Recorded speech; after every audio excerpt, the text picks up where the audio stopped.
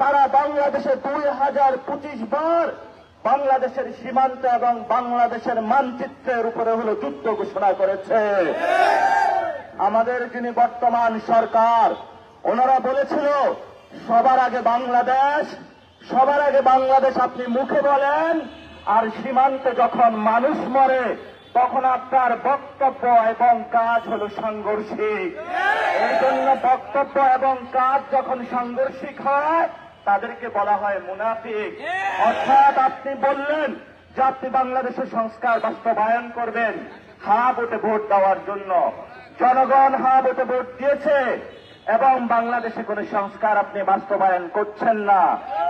আমরা যখন এগুলো দেখি তখন আমরা তাদেরকে বলি ভুয়া জাতীয়তাবাদী, ভণ্ড জাতীয়তাবাদী, প্রতারণার জাতীয়তাবাদী।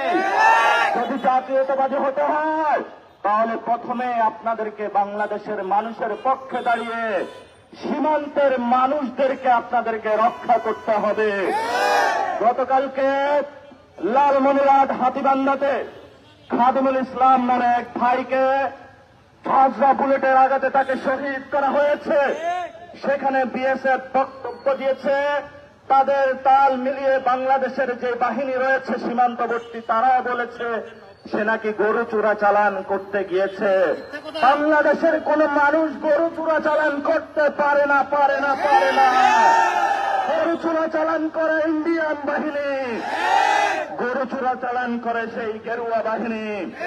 খাদিমুল ইসলাম ভাই গতকালকে উনি সীমান্তবর্তী ওনার সংসারের উনি ধান উৎপাদন করে, ওনার ঘরে চাল আছে।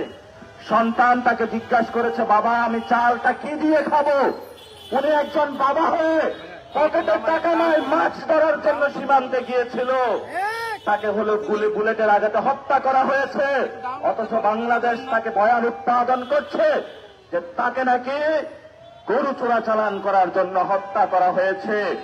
2 দিন আগে আমি কসবা সীমান্তে গিয়েছিলাম, সেখানে স্কুল কলেজ পড়ুয়া একটা ছাত্র এবং সে 5 ওয়াক্ত নামাজ পড়ত, তার সীমান্ত চোরাচালান এবং চোরা কারবারির সাথে ন্যূনতম কোনো সম্পর্ক ছিল না। তাকে হত্যা করা হয়েছে, এলাকাবাসীর কাছে প্রচার করা হয়েছে সেই নাকি চোরা কারবারি। এভাবেই আমাদেরকে হত্যা করার, তারা চোরা কারবারি উপাধি দিয়ে একটি হত্যার বৈধতা তারা উৎপাদন করছে। আপনারা দেখেছেন আলেমদেরকে জঙ্গি তকমা দিয়ে গত 15 বছরে তারা বয়ান উৎপাদন করেছিল, মিডিয়া সন্ত্রাস চালিয়েছিল।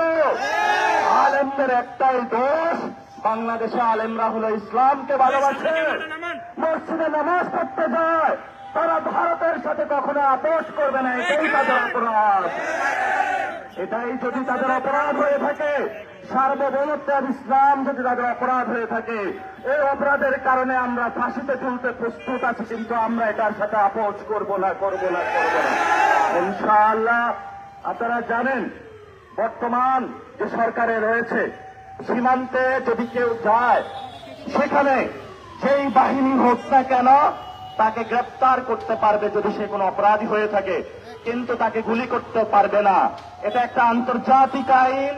স্বরাষ্ট্রমন্ত্রী বক্তব্য দিয়েছেন ওই পারে যদি তারা কাঁটাতার নির্মাণ করে তাহলে ভারতের এটা আভ্যন্তরীণ বিষয় না। আমরা বলি সীমান্ত মানেই তো আন্তর্জাতিক। আপনি সংবিধান বুঝেন, সীমান্ত বুঝেন না, সার্বভৌমত্ব বুঝেন না। আমরা